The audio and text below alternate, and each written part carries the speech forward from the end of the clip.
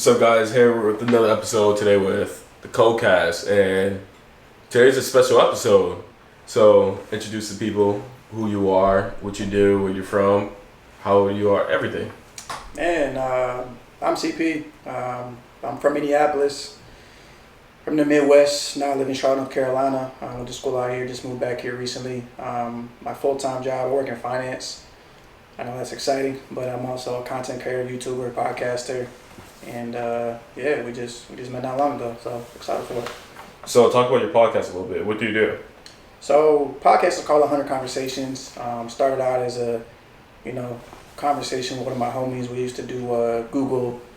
We got Google phone numbers and we do Google calls, and so we could actually record our conversations. But we just thought they were valuable and wanted to listen back to them. And then, once again, that was kind of when podcasting wasn't super popular. But as time went on, we turned into a podcast, and we got about 50 episodes up there right now. So just me with my homies, Charles. Life conversations, talking through personal and professional growth, and just how we're navigating different things, situations. So, yeah. So when did that start? Started about 2 years ago. We've been on and off for 2 years. Charles and I, like I said, I'm a content creator, so I love it. I do it. That's not necessarily his passion. So we've gone back and forth in different things, but in the process of trying to rebrand and get it back on the ground, and looking forward to getting you on actually. So we'll make that happen. That's nice. Let's go back a little bit to the Google phones. Yeah. So So how old are you? I'm 29. All right, you're 29. I'm 22. So I don't know about Google phones. Can you tell me a little bit about Google phones? Dang, y'all making it sound like it's dial-up phones, man.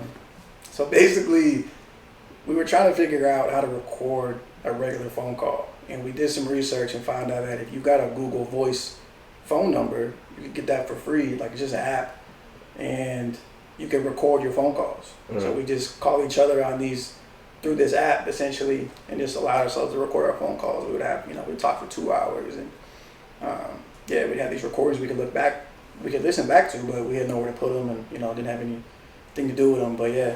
So what was the distance between you guys? So I lived in Minneapolis. He lived in Charlotte. Oh, okay. So we were always, the whole time we've done the podcast, we've always done it remotely. So we've actually never done a podcast episode in the same room, but been friends for a long time, and just kind of flows and works out that way. That's actually interesting because my first time starting a podcast was with my boys actually, and we actually used to be in the car. I shit you not. We used to just legit just put our phone right in the center console and just record, make sure everything's quiet. We try to go to the park, and obviously there's something going on in the park, and then we get our phone, try to record. It's damn, there's somewhere memory space on the phone. We're all right, you just gotta record. So it was all these little stuff. I think it's kind of cool because your beginning of your first start and my first start is pretty similar. So that's actually pretty sick. Yeah. Because some people don't expect that. I actually had this conversation yesterday, and someone asked me what was your reasoning for starting this, and how did it start? And the same exact reason. I just wanted to talk, and I just thought I say interesting things. So I think I could talk about a wide variety of different stuff, which is pretty awesome. So finding someone that has the same start as me is actually pretty cool. Yeah, it's a lot of people go right into they gotta have the equipment and gotta kind of do it at a certain level and get a production like you got now. But I think there's beauty in starting just with what you have, right? At some point y'all looked at each other and were like, we should record this. And there's something you find valuable, whether it's just funny, whether it's just we think this could be valuable to somebody else, in some way, shape, or form, and you find a way to record it, whatever resources you got. So I think that's pretty cool, man. So I got a question because some people are gonna ask this. I know some of my friends at home's gonna ask this shit. So when you was recording on your phone, did you used to put on speaker and lay down in the bed with your feet up? What? You know, see all those memes when who got you smiling like that on the phone? Oh, I'm weak. That's you're just laying on your bed, feet up, funny. just kicked up, and just talking on the phone. That sounds like we cupcaking with each other. I don't know. I'm just asking. I know some people's gonna ask. I just really want to know. Nah, when I talk on the phone, I pace. I pace around the room like I'm giving the presidential speech. But so yeah, we had a time every Saturday morning. we would talk, you know, just catch up on life, and we were going through a lot personally at the time, and so like we just had a lot to process. Like every week felt like something big was happening, and you know we were both kind of going through a transition in life, and so we just kind of needed that support. You know what I'm saying? So yeah, you know, I've been walking around. So it was, I feel like a 2-for-1, really. It was like a bro to bro moment, and obviously like a learning experience with the podcast in a sense. Yeah, I mean, we had no intent of doing a podcast when we initially started. I think as we were having conversations, we kind of just paused and were like, I know this is good for us, but you know, someone else might be in the same position and can be helped out. So, you know, we started. So we took the Google calls and we just put them on SoundCloud. That's how we initially started. You know, we didn't know about the podcast streaming and you know understand how to put it in the feed and get on Spotify, all that. So it had steps with it. You know, and then over time, as people kind of responded, we kind of did it for them. I was like, okay, people like it, and they're finding value, then let's keep doing it. But no matter what, we doing it for us at the end of the day. So talk to me a little bit about your upbringing a little bit. People want to know you're new. This is my first time meeting you actually. Right. So like, just talk to me about, you growing up in high school, then you transitioned into college. Yeah, so I grew up in a suburb of Minneapolis, Minnesota. So as you can tell, I'm biracial. My dad's white, my mom is black. That's an important part of my story because it just makes up a lot of how I navigated things, a lot of how I saw things, right? Because I grew up in the suburbs, everyone was white. That's all I knew. There was a part of me that, coming out to the East Coast and having family and seeing my mom's side of the family, I just connected a little bit differently with them and wanted to learn more about myself and do something different. So moved out to Charlotte. I went to school out here, went to UNCC, got a degree in finance, and because it just made sense at the time being in Charlotte and having access to the different banks, and I just kind of made logical choices, and that was kind of just what I thought was best. But through that process was a lot of personal growth, a lot of challenges, and it took me a lot to get where I am now. You know what I'm saying? But my passion, was creating content, helping people, inspiring others. That's kind of always been a through line in everything that I do. So I try to do any way I can. So this is one of those avenues, So let's go back to the biracial part a little bit. Yeah. Did you feel like you was in the movie Get Out? When I look back at it, there was probably definitely some Get Out moments. Mm-hmm. But I think I wasn't aware at the time to even know what that meant. When you grow up in an environment, like you just know the environment, and you don't necessarily start to see yourself as different unless someone makes you aware that you're different, right? And no one made me aware that I was different. I was just rocking with my friends, and so you kind of thought you was white? Not white. I just didn't I didn't factor in race as part of the conversation. It just wasn't like I didn't have any understanding of what it meant to be black, right? So it wasn't that I was trying to be white. It was just like, what does being black even mean? I've never really seen it. Like my mom is she grew up on Air Force bases, and her dad's military. And so she even has a different background, right? So it wasn't like I had this traditional black mom cooking me, greens and fish and grits. It was like, nah, absolutely not. She was like a suburban mom, right? You know what I'm saying? So none of my experience was stereotypically black. Yeah. And then I came out to Virginia where my mom's family's from and started to see wait a minute, there's some real differences here. There's some certain things that actually are attributed to black people and black culture. And I felt a different level of connection with my grandparents, with my uncles, and I was like, I don't know what it is, right? At the time, I'm like, I just like being here. Yeah. This just feels more comfortable for me. And that made me want to come back and explore it. And so when I came back for school, that was me actually being like, yeah, let me explore this, let me dive deeper and figure out what it actually means. And it was the best decision I ever made, and it's transformed a lot of things I've done.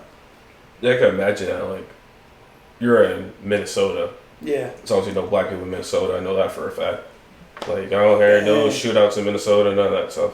So, yeah, going to a different state, you see some black people, you're like, oh shit, there's black people actually in this, in America. So that's probably okay, see, that's dramatic. It's not that white, okay? There are black people. You said suburban Minnesota. Where I was from, I was... How many black kids were inside your high school? You could count them on, they're probably like 20 to 50. 20 to 50? I mean, I had 2,000 people in our high school, and I bet, yeah, it was a... So you guys barely saw them? Very all right. This is the question. Were they your type of black or actually black? I was just going to say that. There's differences. There was a lot of mixed people, right? But there was also a lot of Africans. So that was like a whole... So there was like just African American, there wasn't a lot of people that were just fully black in that sense.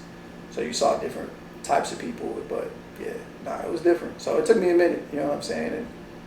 And but I mean, I played basketball, I played AAU, and that's when like, you know, you start to see people from different high schools. You was like, holy shit. I was like, damn, what is this? You know, these dudes can hoop, you know what I'm saying? But yeah, not Timmy and Todd over there. Yeah, Jimmy and Todd weren't doing like, you know, what everybody else was doing. So I just had a lot of moments where I was like, things weren't adding up, but it took a lot for me to finally figure out like there was more to that. That's kind of cool because, so my background, my parents are from Barbados. Okay. So the American black culture and island black culture is two different things. Right. And that was one thing I was actually figuring out growing up as well. I noticed I'm like, okay, like it's not the same exact thing, but there's a lot of like similarities.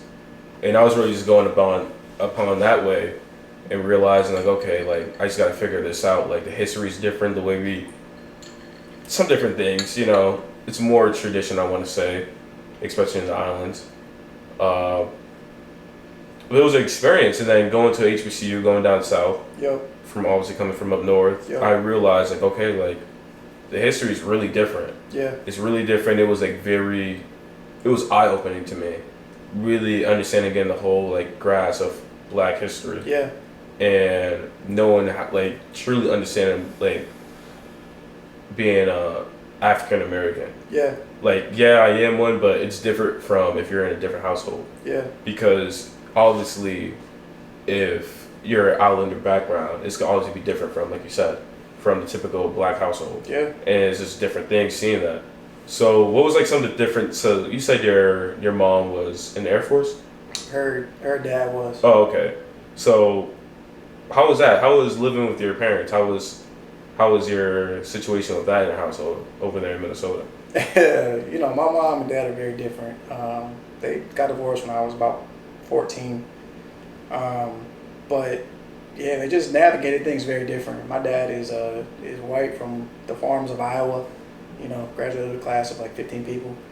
You know, just has a very different understanding of life. You know what I'm saying? And my mom was just really the nurturer. So me and my mom have always been close and always just kind of navigated things together, and that's just kind of always been our relationship. So so it was a very interesting situation. You know, as we grew up and when they got divorced, I felt like me and my mom got a lot closer, and she made a lot of sacrifices. You know, and so it felt like for a season of growing up, like we were this like black family in the suburbs, which was very interesting and awkward because like that doesn't exist, right? Like usually, you know, when you get into a certain situation, like you got to move out of the suburbs, right? You can't afford to live in the suburbs. We couldn't afford to live in the suburbs, you know, for a while.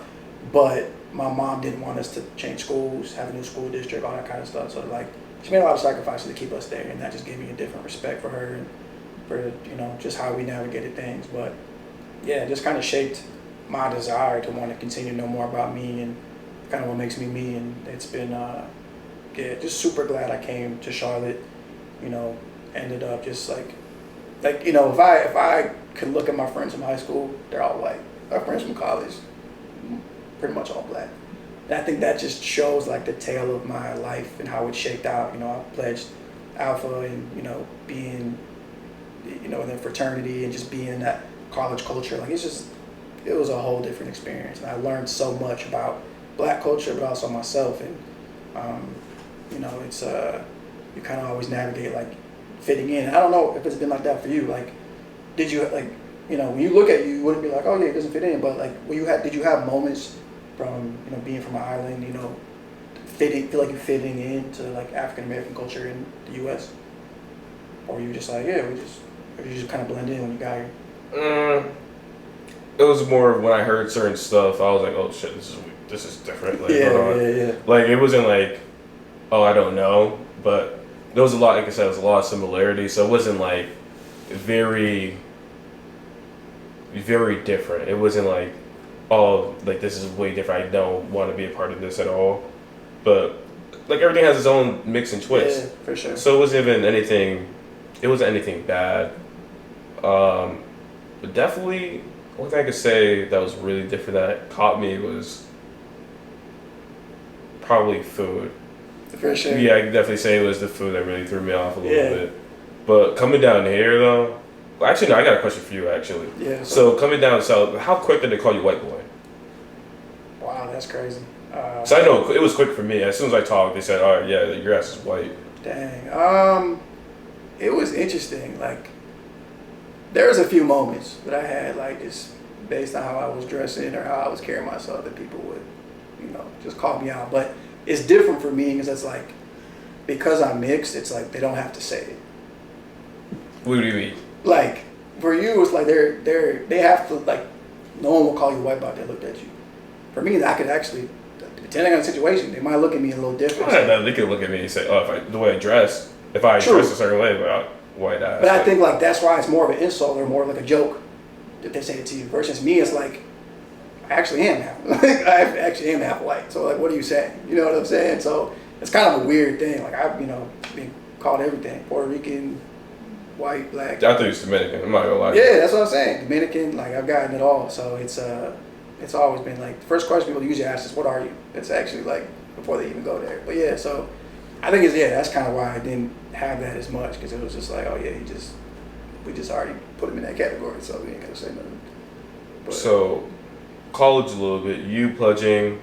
Tell me about your college experience, because I'm gonna say my freshman year to now it's been a fucking blast. I'm gonna be honest with you. So good, no, it should be.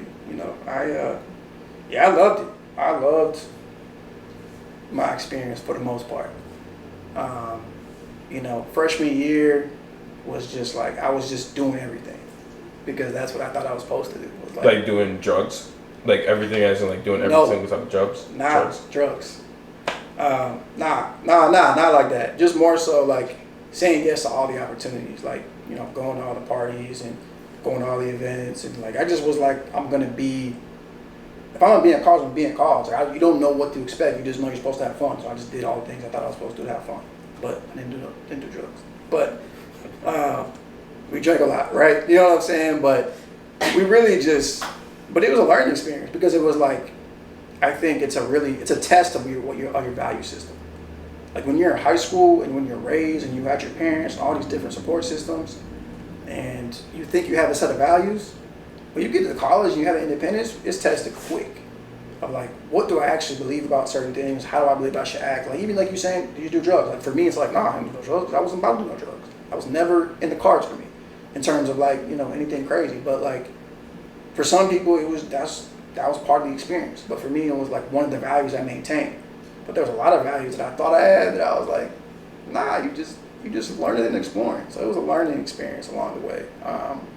But it was up and down. In my sophomore year, I like went through a crazy season of like confusion and depression, and like basically didn't go to school for a semester. I just felt lost. I think it was that conflict of like, who am I and what am I about, that was so challenged my freshman year that I just kind of isolated myself from everything. So like I moved out of my apartment with my friends, got my own apartment, and just put myself on an island just so I could try to figure out like who I was, what I believe, and what I want to do moving forward. So I just didn't even go to class. I was in a really tough mental space. I have one of those. I know how it is. Yeah, I mean, I'm sure, right? I'm sure you could still have those days sometimes. Yeah. And it's tough, but when I look back, I needed that. It was one of the times that I learned a lot about me. I had some people that supported me through it, and thankfully was able to come out on the other side and do a lot better things and make a lot of strides in personal growth. So it just, I think that's one of the things that college does, is it challenges you and it asks you, who are you? Because there's no one there to answer that, right? Yeah. So you got to answer that by the decision that you make. And sometimes when you're not proud of those decisions, it can cause a lot of personal frustration and put you in a spot where you don't know how to go next, because all your friends and all the things that you accumulated are associated with these things that you're not doing, right? So if you're going to parties every weekend and the friends you make are friends who party every weekend, and you get to a point where you're like, I don't think I want to party every weekend. Now what do you do? Do you find new friends? Do you... Don't party. You might not, but that might challenge like how much fun. Like now what you believe is the college experience has changed, and you have to operate a little bit different. That was just tough for me because I wanted to be accepted. I moved across the country to find friends, and so it was like that was part of it for me. It's like I want to fit in. I want to enjoy this. Like I didn't come here to be by myself, right? So just you learn a lot about you, and I think if you do college right, like you come out with a degree hopefully, but I think you come out with a lot of personal growth and a really clear understanding of like who you are, what you want. For sure. I think one thing people don't get, like obviously there's a debate saying like is college really worth it or not? Yeah. And I think really what you really pay for college is the experience and what you can learn from that personal experience and networking. Because there's a lot of people I've met in college.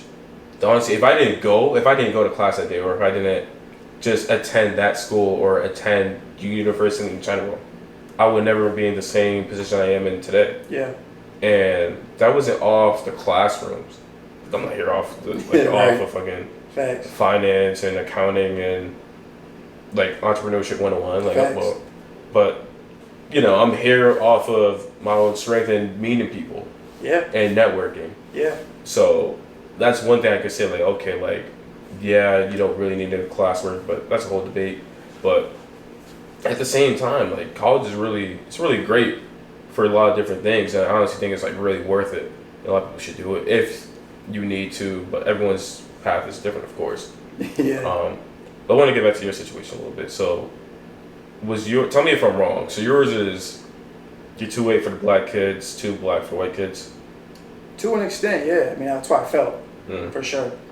But that was another part of like what I had to learn about me. Was just finding my own groove in that and just getting comfortable in my own skin. Like I know it's cliche, but you know, like I said, when you're trying to be accepted and you don't understand certain things or don't relate to certain things, you try to figure out where you do fit in. And I had to find people that just rock for me for who I was or came from similar backgrounds and certain things like that. So it took me some time to find my people and find the spaces that I knew were for me.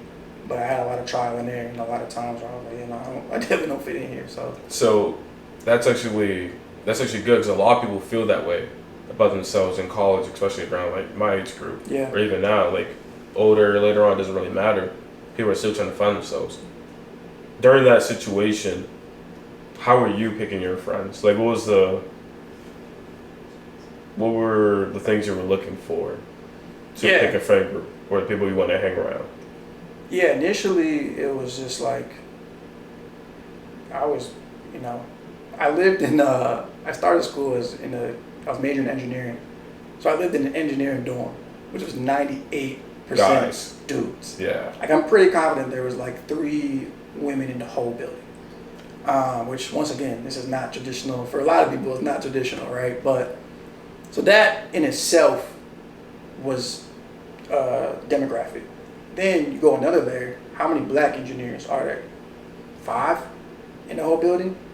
Like those dudes initially just became the dudes that hung out with because we were just there. We were in the same building. We lived down the hall, and we just started rocking with each other. We had a lot of the same classes, and so it was just easier to be like, cool, we're doing the same thing. And I think that was a good way to start finding friends. And you know, a few people I met that I lived in the same dorm I'm still friends with now. But you know, after I kind of took the time to have that year and like really assess, like, you know, I came back to like, what do I value? What's important to me, and who, you know, what spaces can I get in that people align with, you know? So for me, faith was a big thing. So like I got into a campus ministry, and I met a lot of friends there because it was like we had this common belief and common value. So that was another place that I think we connected. So it was just figuring out those spaces, and then eventually joined the fraternity. Same thing. It was like hopefully I'm joining something with people who have the same values that I can be friends with and can be connected with. So that's been, you know, that's always just kind of how I view finding your people. You got to find the spaces. And I think, if you just try to find people that are popular or have certain things or look a certain way, like, you're gonna have a tough time. But like, figure out what you want or what you value, go to those spaces, and then you're gonna find some people that you rock with. So who were some of the people that helped you find those spaces, and how did it guide you? I think initially, like, I had a lot of conversations with my mom. Like, we were chopping it up a lot, especially after my freshman year. Because, my mom's always been pretty hands-off, but, I remember that after my freshman year, I was having those conversations like, Mom, I don't know what, should I move home? Should I transfer? Like, I just feel like I didn't belong, right? And she kind of pushed me to be like, hey, you should try this. And that's how she talks. She's like the world's softest voice. But, like, which makes it always easier to take things from her. But, yeah, like, she was just encouraging me to, like, hey, like, here's a few campus ministries you can try. And I was like, all right, cool. Let me try that out. Let me bring somebody. You know what I'm saying? And, or, like, she's always big on, like, finding organizations and things. So she was doing a lot of that work for me and pointing me in the right direction. And then when I ended up joining my fraternity, that was just basically was a guy I met on campus that I really just connected with and wanted to be friends with. And I found out he was an alpha, and it was just like, yeah, I'm trying, you know what I'm saying? I want to be doing the stuff he's doing and in the spaces he's in, because it just made sense at the time. So a lot of trial and error, and I think you just figure out who you connect with. Sometimes it's organic, sometimes you got to put a little work and go out and find it yourself. But yeah, a little bit of both for me. So how was your time in the fraternity and alphas? Because being from up north, me personally, I didn't know nothing about fraternities like that at all. Yeah. Like, all I really knew was about, like, the Qs, and that was from, like, Stomp Yard or some shit. Yeah. Like, I'm gonna be honest with you. Like, I just looked at it's purple and gold. I'm like, all right, these dudes put their tongues out and dance and step and shit. I didn't know what the fuck was going on. So, like, tell me a little bit about that, from Minnesota, from a suburban town from Minnesota to being the alphas. My fraternity knowledge coming to college, I think, was a 1 out of 10. Obviously, no one in my family, is in a fraternity or Greek or anything like that. I had no knowledge. But I was on campus, and they had this event called Meet the Greeks, right? So I went to Meet the Greeks. So I'm like, let me see what this is about. Because about that time, I'm obviously seeing them around campus and seeing people with letters on. I'm just kind of curious. And I went to Meet the Greeks. I told you about the guy I met there, and we just ended up having a really dope conversation. And, I'm just asking, like, well, what is this about? What does this look like? What does this mean? Why did you join? And, a lot of it's for the brotherhood, for the network, like you said. And a lot of it too is just, it's finding like-minded people that you can now move through life with. And at that time was really attractive to me, because I knew I needed that. And I wanted something I could join and be a part of and connect with. And him specifically, like, we shared a lot of the same personal values, so it just made sense. Well, like, if he can be in it and still maintain who he is and what he believes, then I think I can too. And that just kind of gave me that belief that, like, I can thrive in this situation. So joining was obviously it was a process for sure, but being a part of that, I think that shaped the second half of my college experience, because everything I did was essentially representing them on campus, and that became my friend group. That became a lot of the things that I did. So, which had its own challenges, but I think overall, like, I was glad I went through it and glad I did it. So. All right. So tell me your most memorable college experience. That's a hilarious question. Man, I don't know.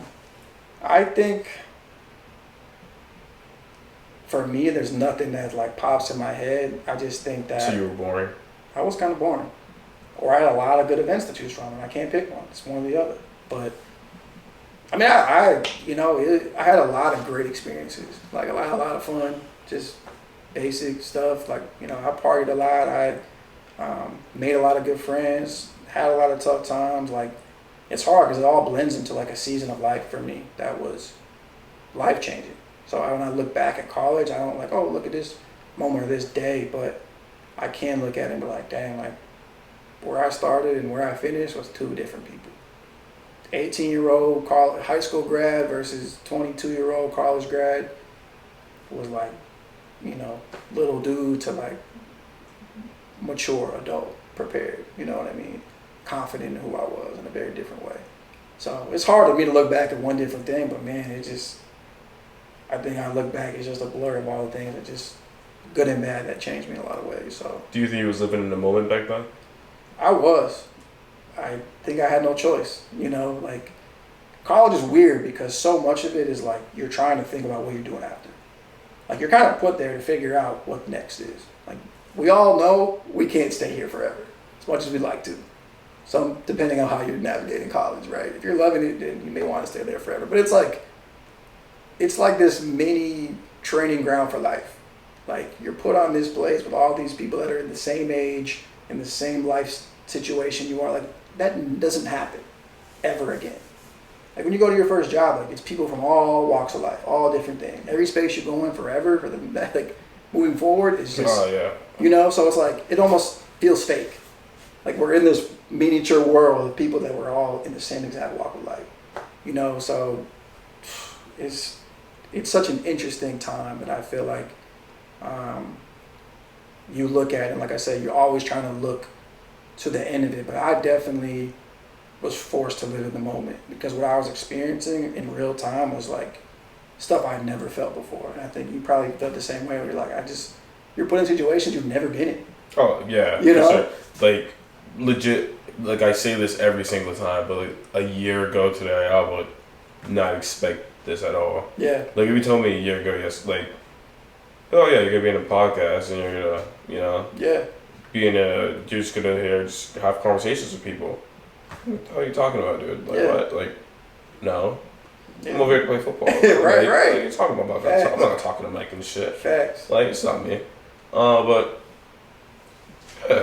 yeah, college is definitely. I definitely say it's a big place for 18 to 22-year-olds or whatever, just to run around and figure shit out, and then next thing you know, you just go into the world and just blab and like what the hell, like yeah, and I just be over here. Go. Yeah, and it's weird because I feel like my college experience is definitely different because I get a taste of like it's weird. I get a taste of the real world so much because when I go home, it's not like I just do a basic little like mom and pop job like store or whatever. Like I'm working with my dad and he does HVAC and plumbing. He has his own business. Got it. So when I work with him, I've been in the field and seen a lot of different people. A lot of people are older than me.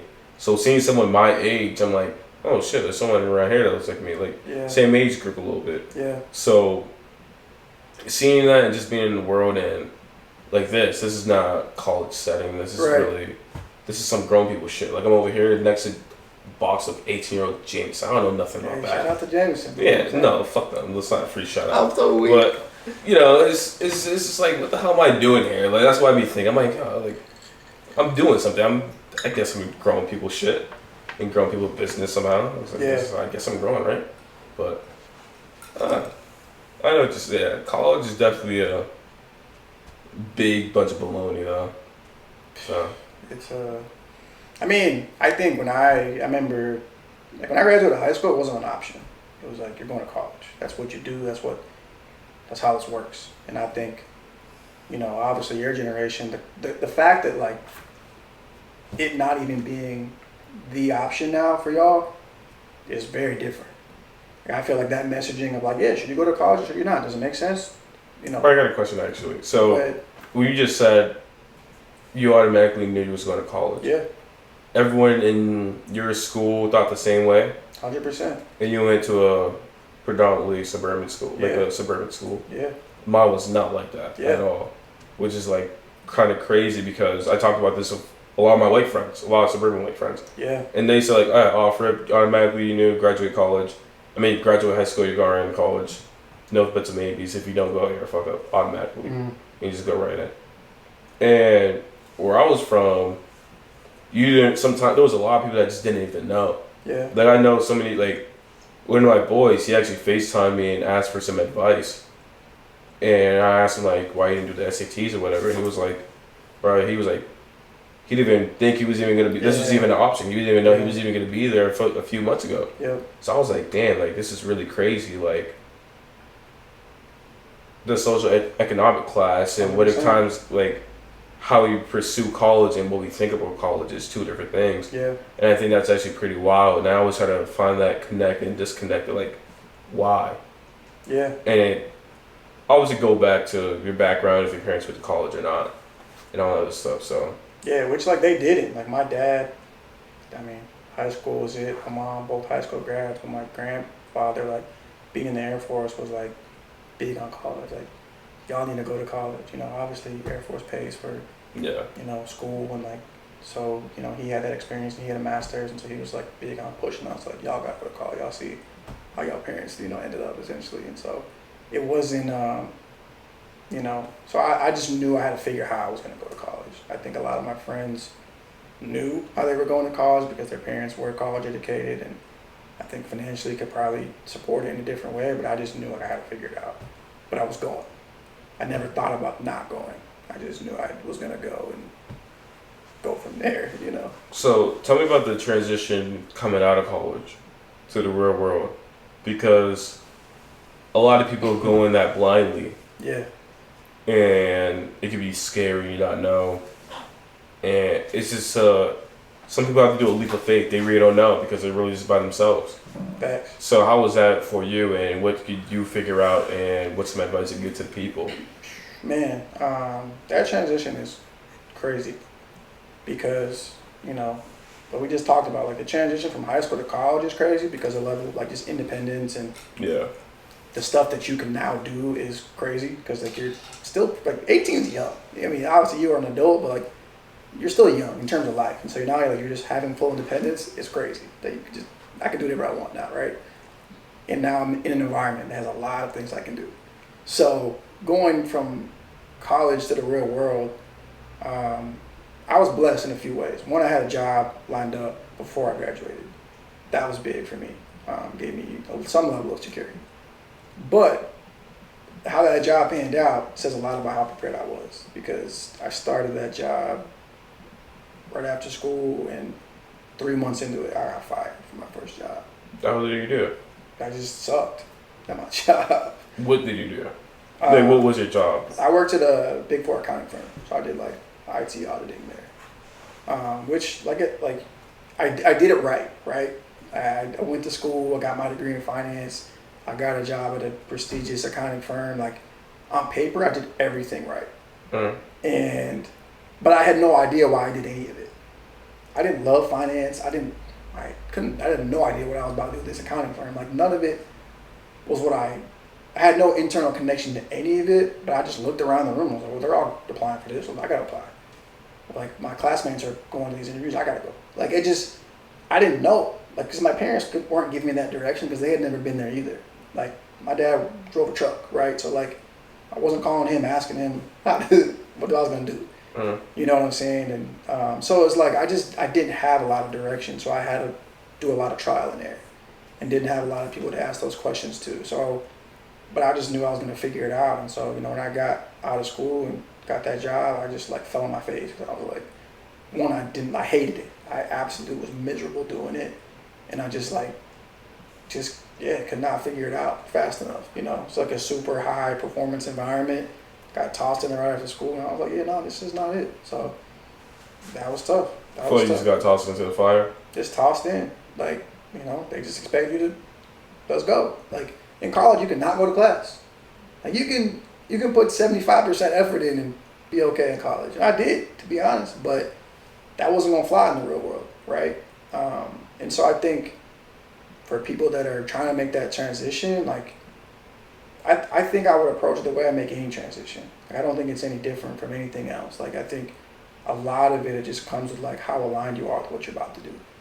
And like, I think you can make better decisions if you take the time beforehand to like truly understand what that looks like. And I think college gives you that runway to think about what you're about to do.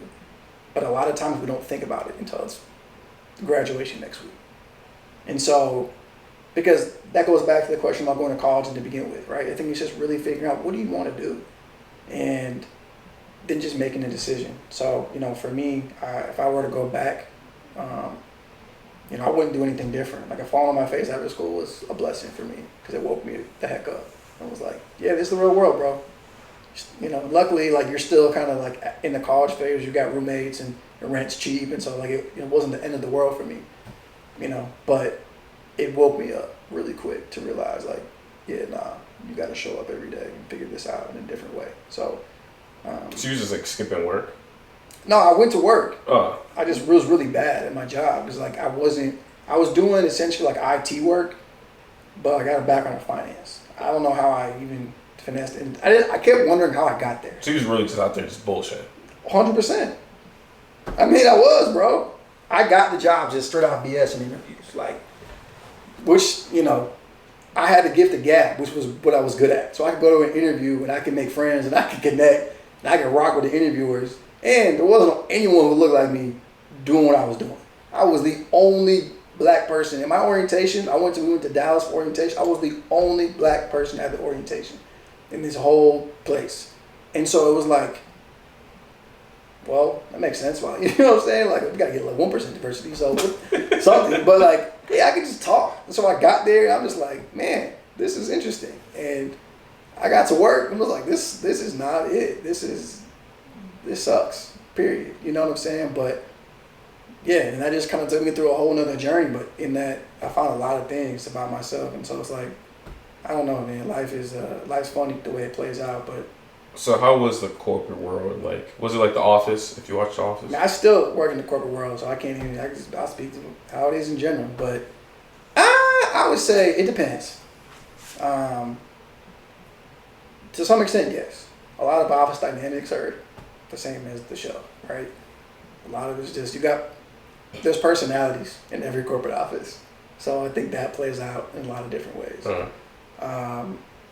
But it's just built for certain people. And I think in this generation, it's tough to sell people on that life. But, hopefully you like the people that you work with and you like what you do.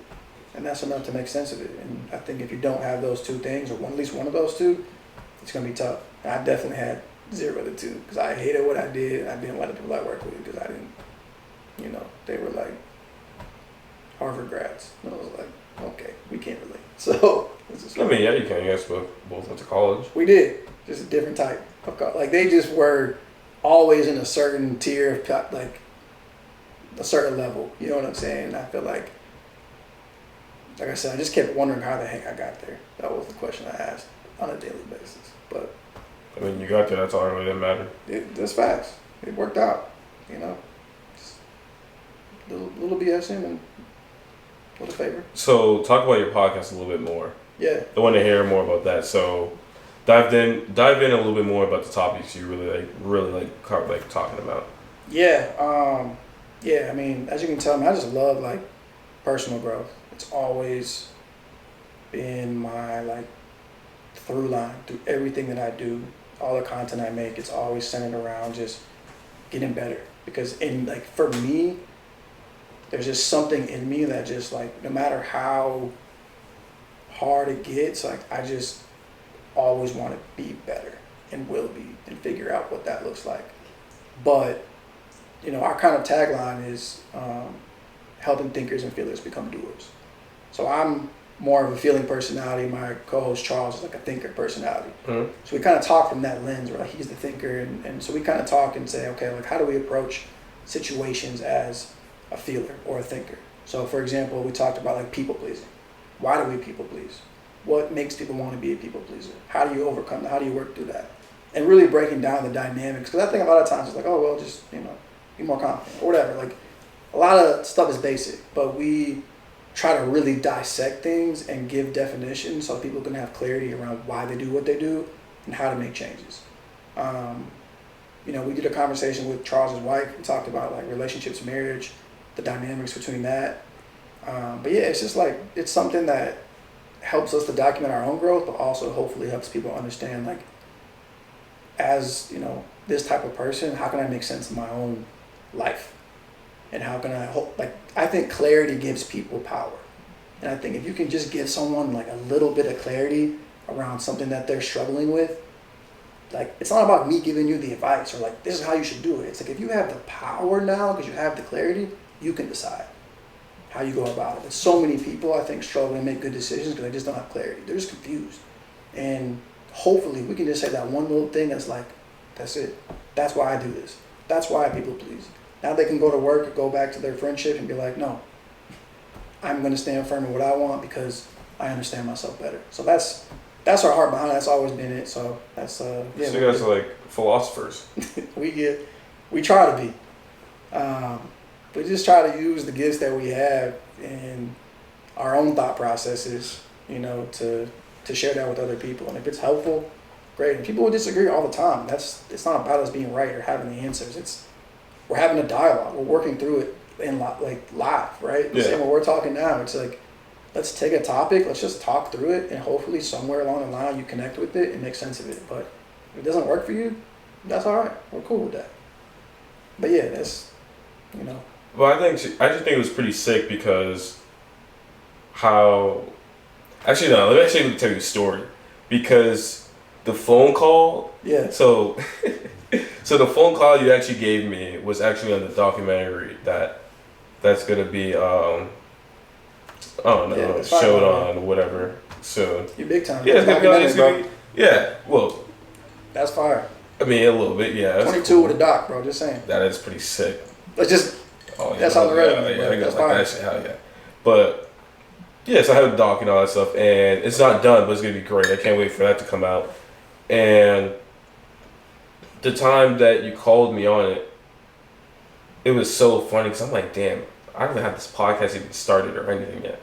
How the hell am I gonna get an interview with this dude and nothing's even set up yet? Yeah. But I was like, shit, like, I just locked something in, but I didn't even start yet. But it was like, for me, it was like more motivation. It's like, okay, now I have to get on my ass and really get the shit going.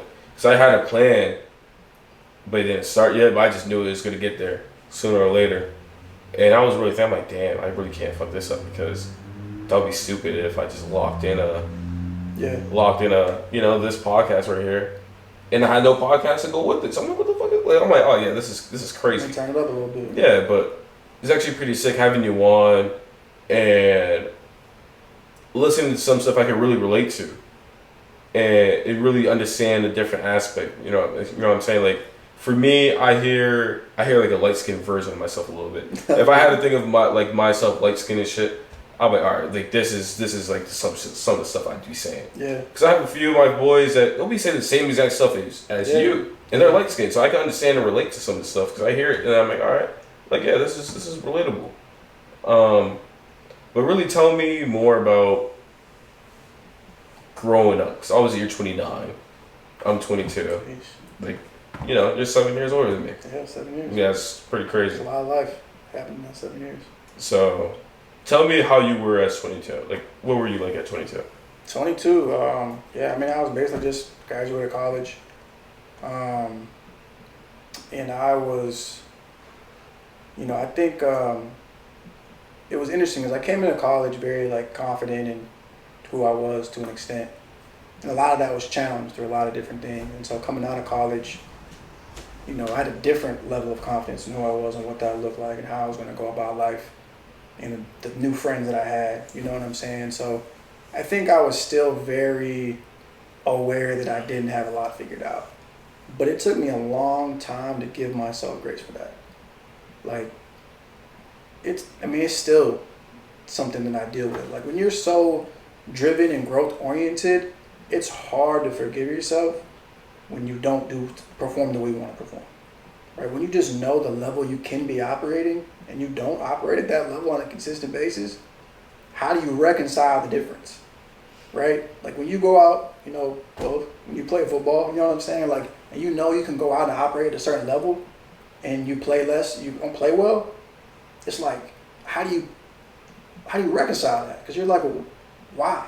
You know what I'm saying? Like, man, I wish I could have done X, Y, Z. And you start replaying the whole game in your mind of the different plays and what you would have done differently and how you would have executed that. And like, life is no different.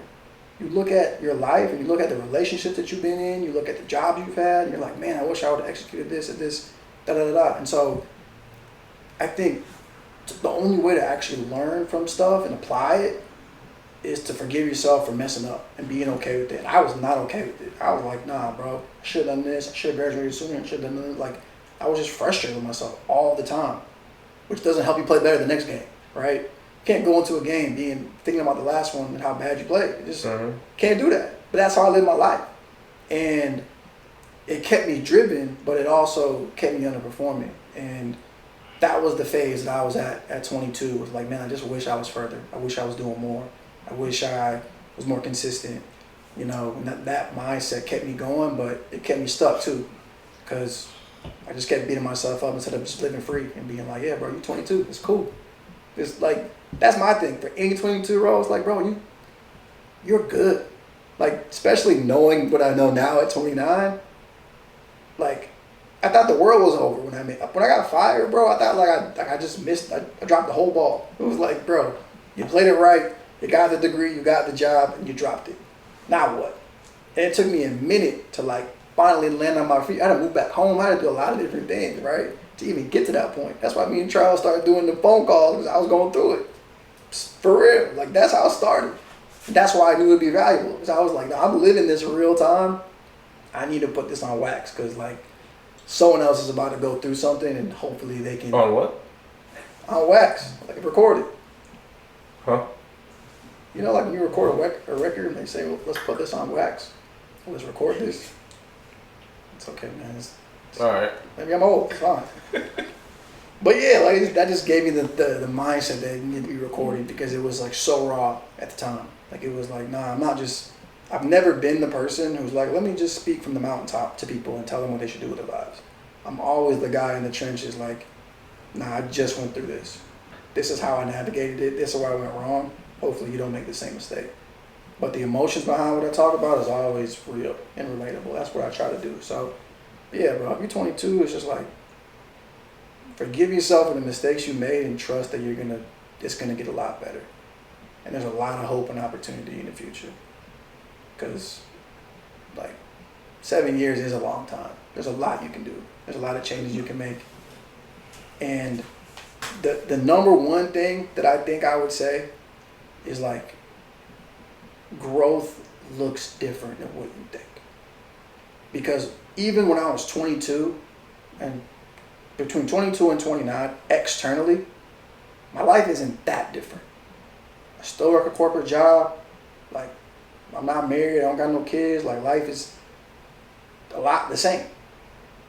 But the growth, like, that I've had personally doesn't show up on the stat sheet. You know what I'm saying? Like, yeah.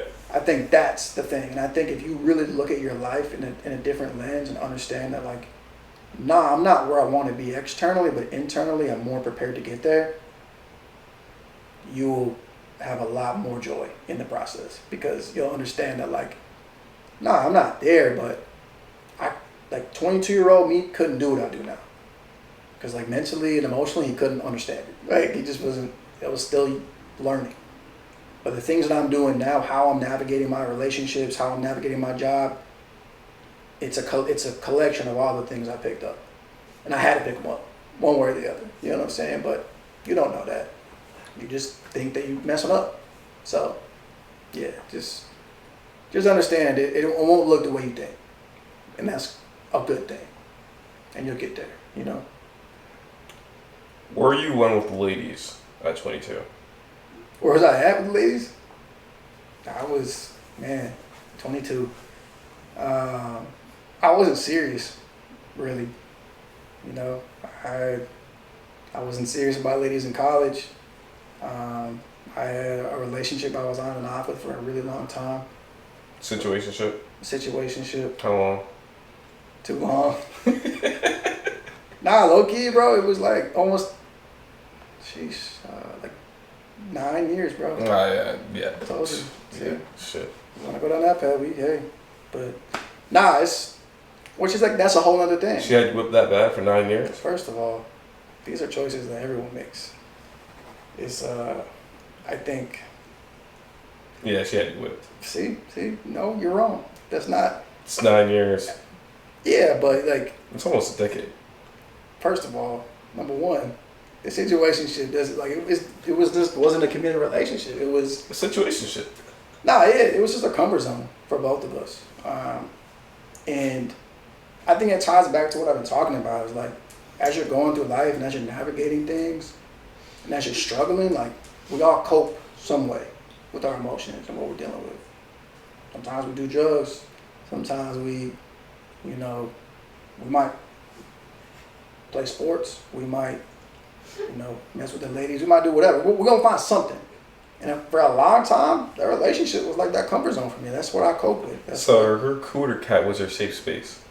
Not necessarily. I think the idea of knowing a place I was accepted was my safe space.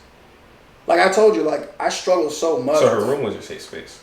Her physical room? Yeah. No. For 9 years? I think there's few times, like when you leave college, right, and you start over, you are you're constantly exposed to new people and situations where you might not be accepted. Even college is like that for me. But when you have someone or something, in this case for me it was someone that I knew I was already accepted, it was easy to run back when I struggled with the outside world. So, A safe space? Yeah. So she was your safe space for 9 years? Yeah. I thought you just said no. No, you said her room specifically. But like, yeah, she was, the room. Yeah, her, like physically. I would say physically and emotionally. So, it's both for me. But All right, tell me the difference between dating girls in college and dating girls outside of college. I mean, dating girls in college is very interesting because how many people are serious, right? How many people are in a position to be serious? Like how many people are prepared to be in a serious relationship? Not a lot, in my opinion, in my experience. People that I was running with, myself, none of us were prepared to be in long-term relationships. But I think that's why you get into situationships in college, because you get into relationships based on what you know and what you think you need, and then you have no idea how to navigate it because you're just operating off emotion and off of. So you're out there just really just bullshitting, really. 100%. I think you are. Respectable. But you don't think that. Sometimes you do. You could be intentionally bullshitting, but I think in reality, in your mind, you might be thinking you're actually trying to figure this thing out, but you're not. You're just running in circles. But so that's what you were doing. That was your problem. You was really just running in circles. I didn't know what I wanted or where I was going. And when I got out of college, like I said, I moved home. I took a lot of times. I was single for like a minute. Because I eventually got by choice. By choice, yeah.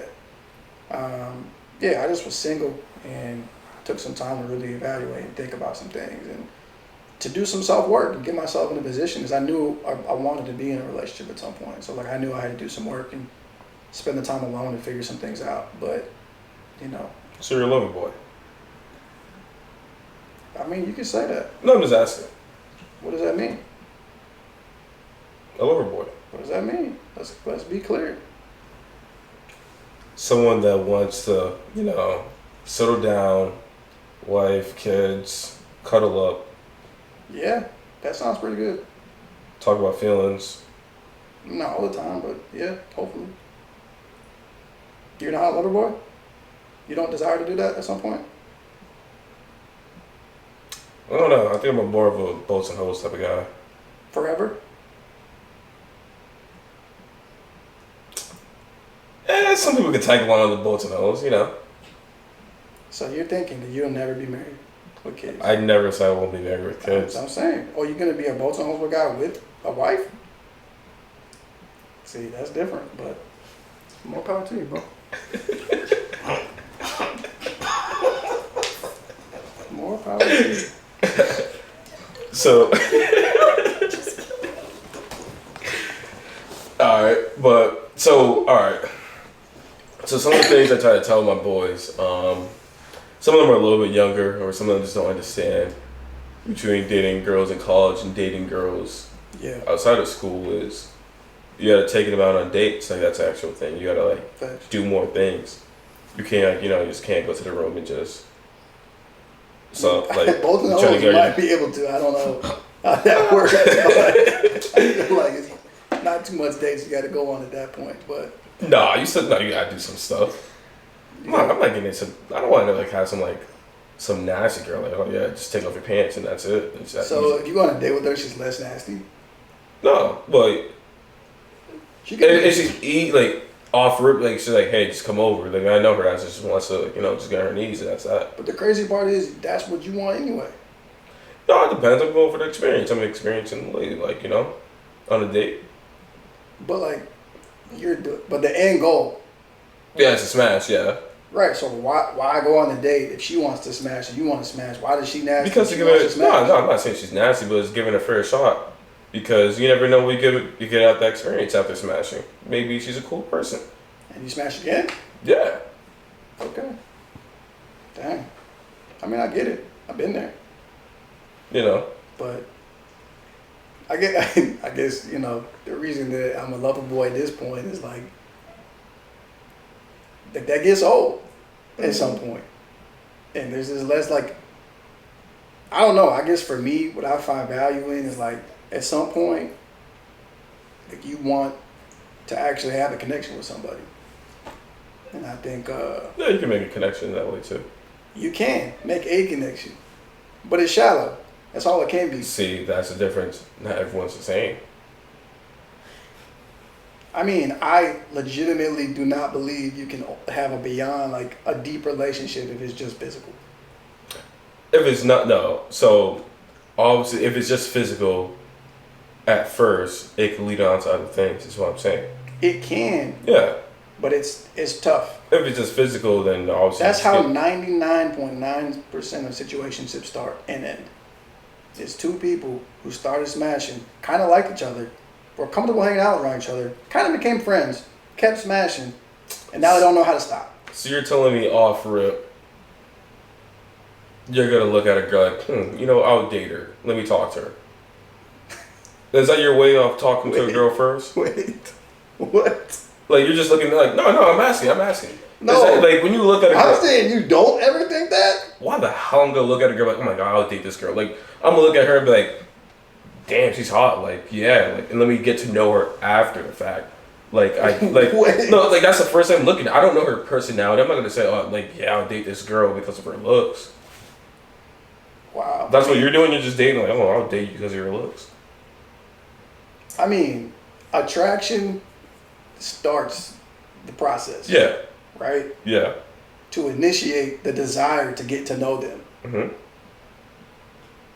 Yeah. So it's like her looks start the conversation, but like the intent can be to date them off of the looks. Like I want to see if she has a good personality. I want to see if the values align. Like I'm not like, yo, she looks good. Let me get to know her so I can smash. It's more so like, nah, I'm gonna say yeah. No, it's not like just a smash off rip, but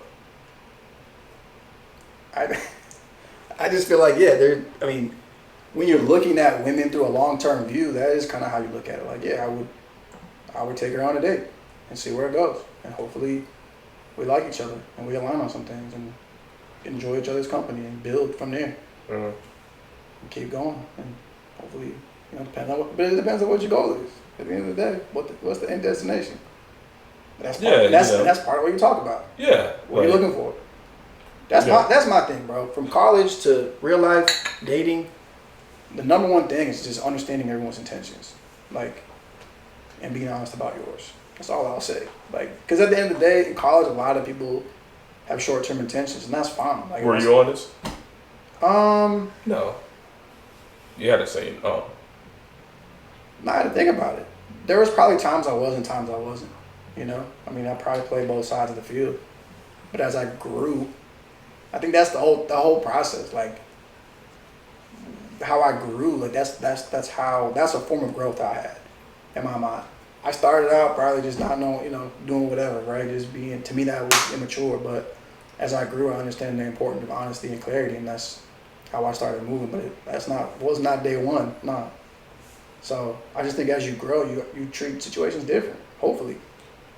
You know, like you shouldn't treat women the same you do as a freshman and as a senior. Oh yeah, for sure. You know what I'm you saying? gotta grow up, yeah. Right. Yeah. What does that mean to you? What does growing up mean in terms of relationships to you? Because if you boasting hoes forever, No, I'm not boats and hoes forever. So listen, see, now you're getting now. See, I'm I asking. can have a wife and still have boats and hoes. what does that actually mean? Can you clarify boasting hoes? Boats and hoes. That's crazy. You can't use a definition in the definition. That's a rule. I'm on a boat, and there's women in bikinis, so I get to do like, I'm a free man, like And your wife's cool with that. So why get married? irrespectable. Why is she cool with that? Why is she cool? Why do you want a woman cool with that? To do what I want to do. Can she have boats and hoes? Hmm? Can she have boats and hoes? Oh, you like sharing?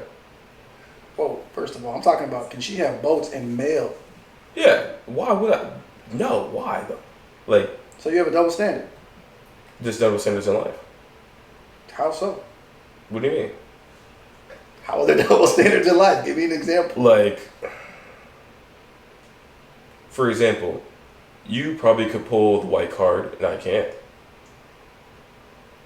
That's How's that a double standard? like, it's kind of like, think about it. Like, you're a guy. Like, all right, explain double standard real quick before I mess this up real quick. A double standard is where you have the same rule doesn't apply to two separate parties. So it's like if the rule is, hey, I can't, or I can have boats and hoes, but my wife can't. There's two standards about the same situation. So basically, One standard in a relationship is no cheating, right? If everyone said, hey, we agree on this, that's one standard. So everything has to be fair. That's basically what you're saying. Like, it's like equal. Yeah, the standard is the same. We have to live to the same standard.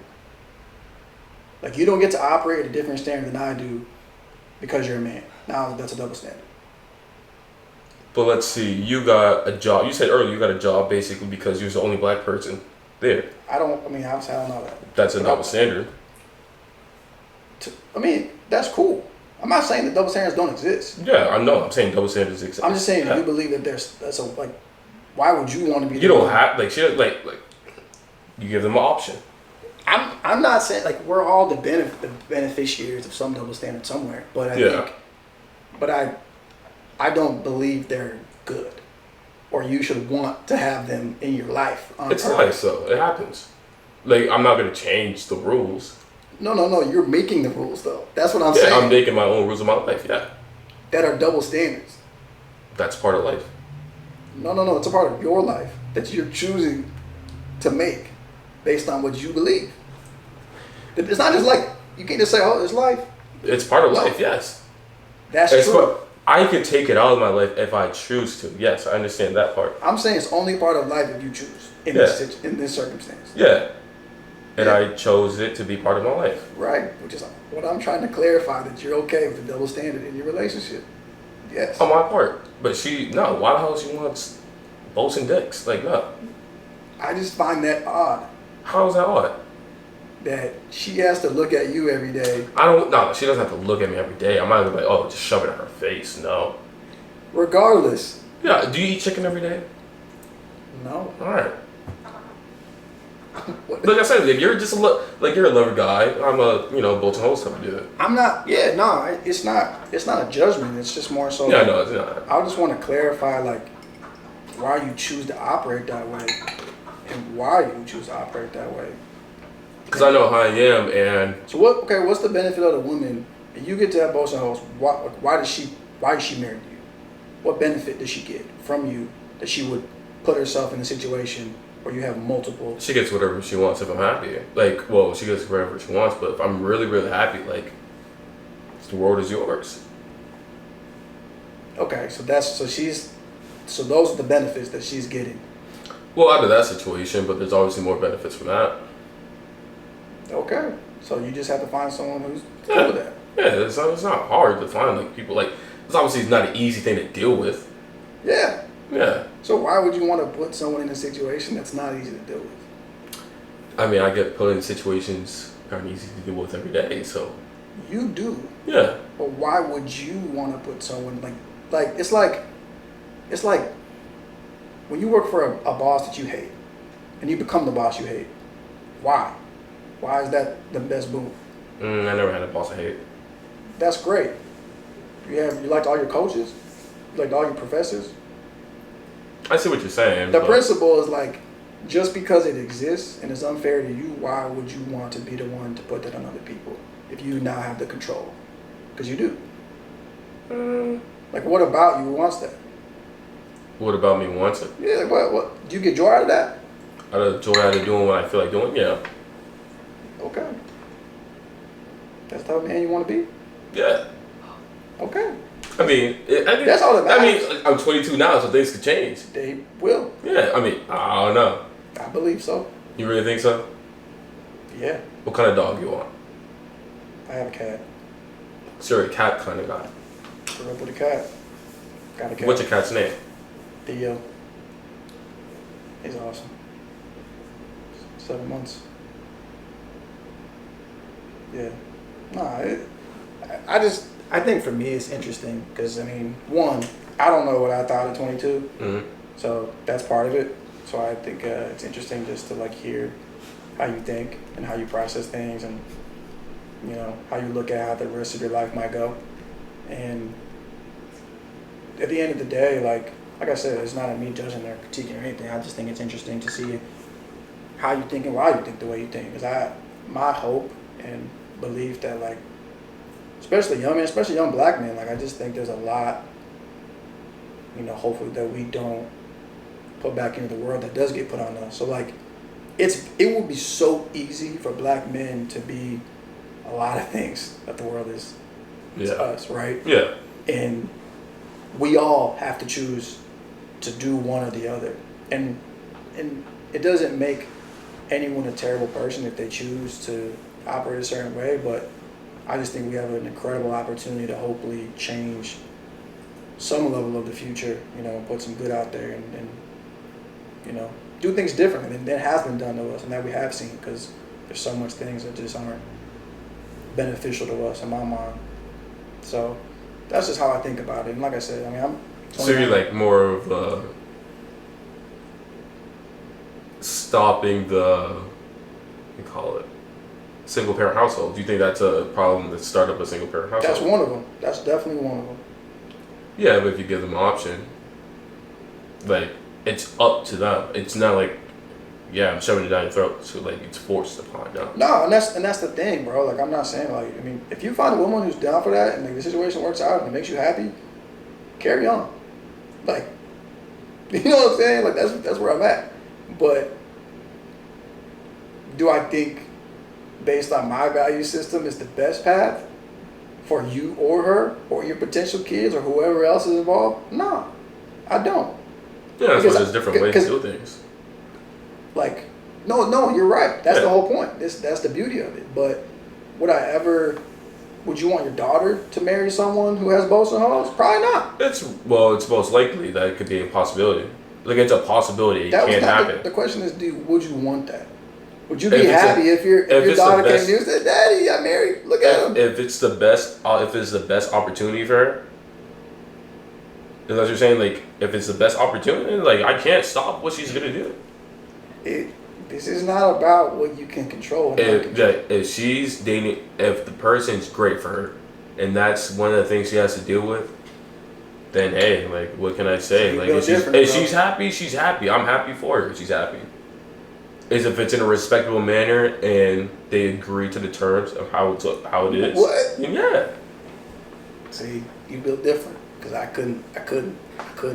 So, all right, tell me the type of woman you looked at 22 to now. I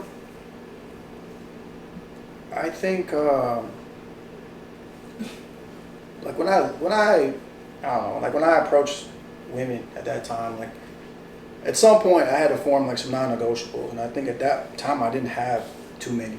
What's your non-negotiables? Now we have to be aligned on faith. I wanted an independent woman. Independent what way? Able to take care of herself. financially and independent in thought. So you don't like. What do you mean independent in thought? Elaborate a little bit. Just having their own perspective and opinion on things, and being able to stand firm in them, even if they were different than mine. Because I think. So you want her to stand her ground. Yeah, just have something that she's formed on her own, based on her own experiences. Like, and bringing that, like, I think for me, I wanted someone in order to bring value to the relationship. Yeah, just be bringing in your own thoughts and experiences. And I think that's important. Like, I think it's easy to get in a situation where your thoughts can become each other's if you're not grounded in something. Mm-hmm. And that doesn't mean you can't compromise on certain things. That's someone I wanted. Yeah, that's true. I wanted someone who was smart, who had something they were working towards, like just goal oriented. And yeah, just someone who I think just constantly wants to be better themselves and is doing that work in their own life. So whether that's physically, mentally, spiritually, work, like professionally, it doesn't matter. Like just someone who has a desire to be better and values the importance of like growth in their life and was doing that without me, which is the other reason like I think independence matters. Is like, how do you operate without me or without a man in general? So that way I can be someone who adds to someone's life and not is someone's life. All right. But to be clear, it took me a long time to form those. And it took me seeing things I didn't want to learn what I knew I needed. All right. Do you believe in 50-50 relationships? No. Elaborate. I mean, I think it's 100-100, man. Like, as cliche as it is, I think it's 100-100. I think both people have to be 100% present and give 100% effort. But in reality, I think a lot of times that looks like 90-110. Like, I think, in essence, I believe in 100-100. But I think based on the relationship, based on the needs of the person, like, it factors. There's days where I feel like I might give 80 and someone got to give me 120. And vice versa. But so like less of a man or just less of yourself in that day, or yeah, you just might have a tough day. You need someone to carry you a little bit. Some days I have low energy and I need, my girlfriend to operate a certain way and hold me down, right? And kind of carry the load a little bit. But that can't be the norm. And vice versa, If she has a bad day or operating in a certain way, like, or there's areas that you're stronger in, you might have to operate a little bit higher in that sense as well. And I think sometimes that relationship just works out like that way. But that's why it's a partnership. But 50-50 it's about fairness. And I think once you get about fairness, the relationship has already failed. Because relationships they're not fair. And if fair in what way? Like, fair in the sense where if you're constantly measuring someone's 50 against your 50, you're always going to be disappointed. Because you're never going to feel like someone's giving you 50. Like I think naturally you just think you're giving more, but you have no idea what you're putting the other person through and what you're causing them to do. So it's like, there could be a day where I have a day where I'm like, I thought I was pretty decent today. And in her mind, she could be like, bro, you were angry and you were this, that, and the third, and I had to forgive you for this, and I had to not respond when you said this, but like, you don't even understand what they're working through to deal with you. And I think that's why you can't judge someone's 50.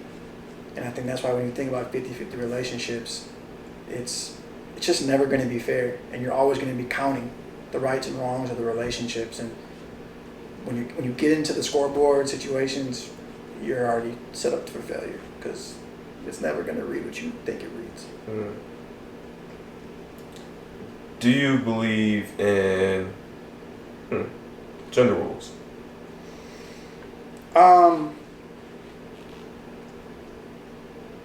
A little bit.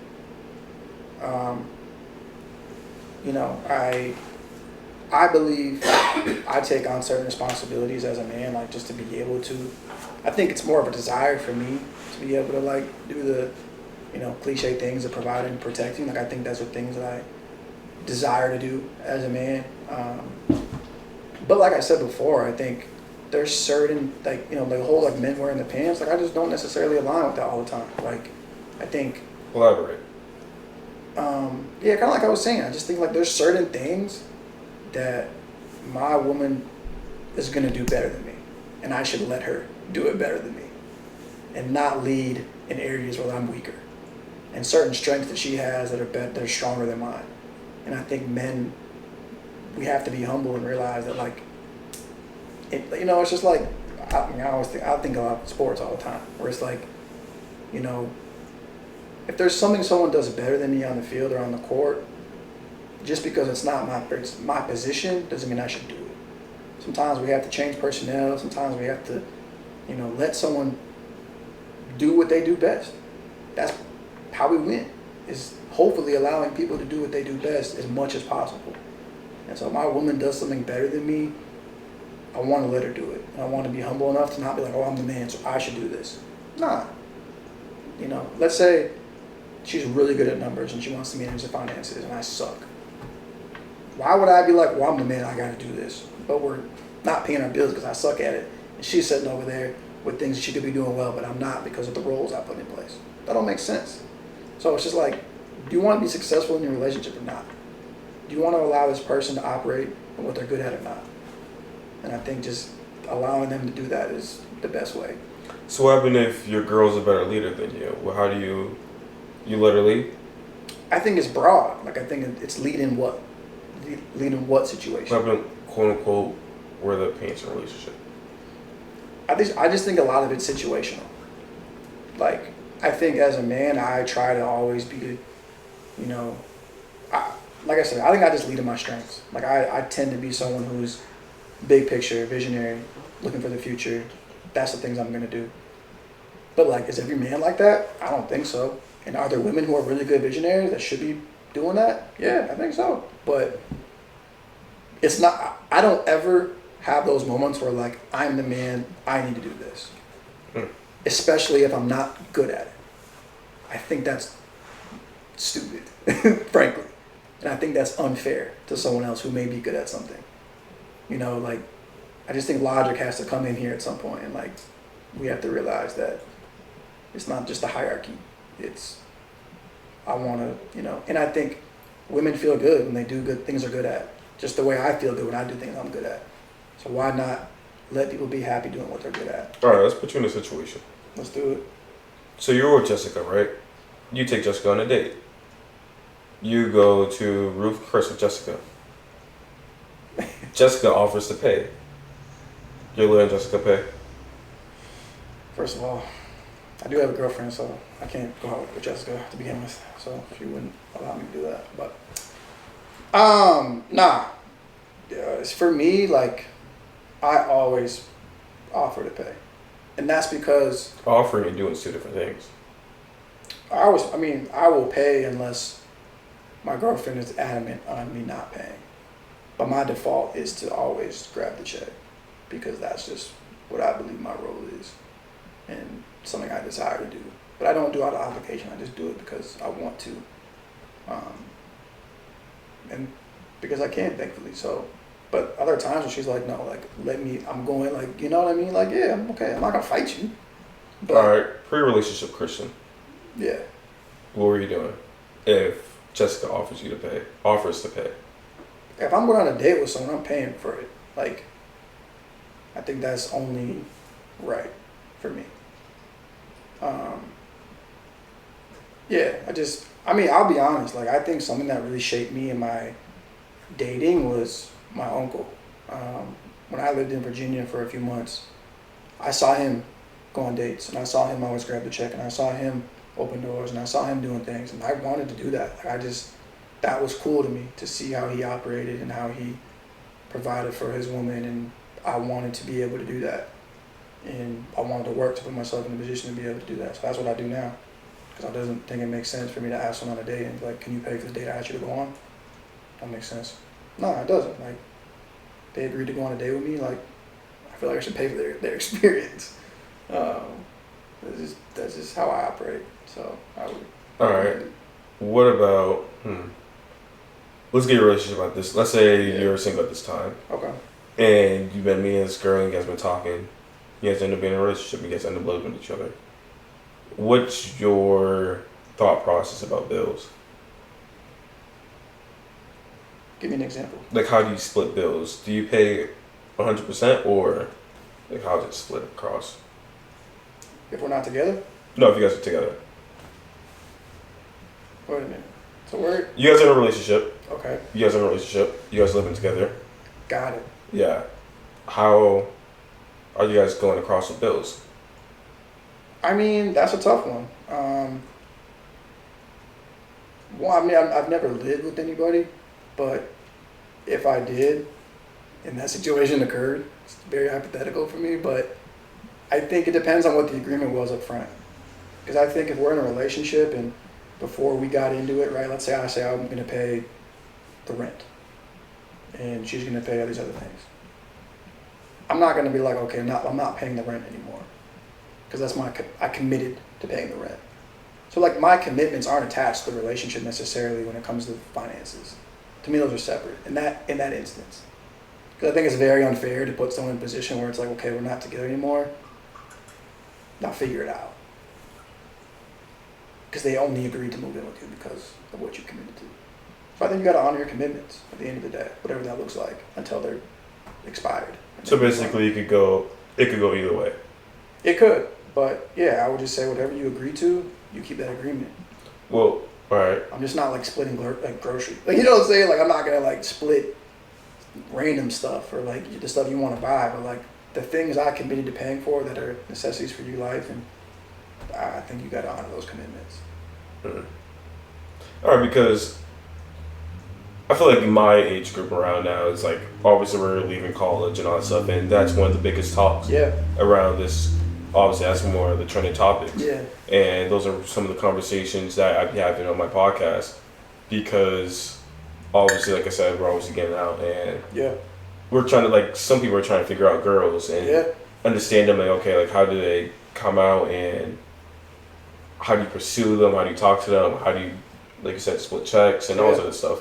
So those are some of the stuff that some people want to hear because you be the oldest one on my podcast so far. Yeah. And that'll give them a good experience. Like, okay, like if he could do it, then they could do it as well. Yeah, I mean, it's hard. I mean, like I said, like I was thankful to see someone do it that kind of gave me that inspiration and like desire and want to do that for women. And a lot of it too is just like, what kind of man do you want to be? Like, I just don't think you want to be a bum in my mind. And like, my view of what a bum is might be different than you, right? Yeah. And someone else.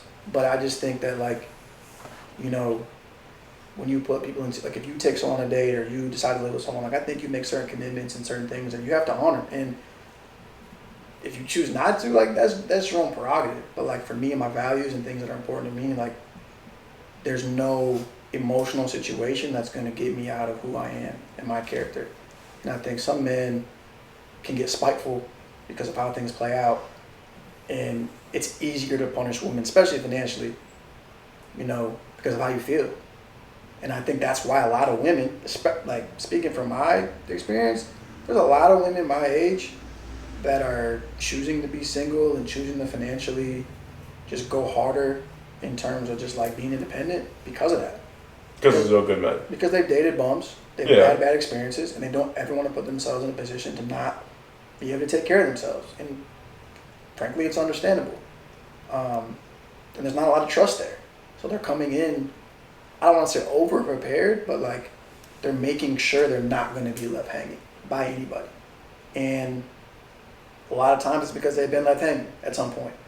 So I think as men, like regardless of the situation, that we just owe it to ourselves to honor what we say to do and enter a relationship respectively and leave respectively, regardless of how it plays out, regardless of the situation, right? And you know, don't leave people hanging because of how you feel, because of how they did you, no matter what the situation is. Like, it's a reflection of you at the end of the day, not the woman.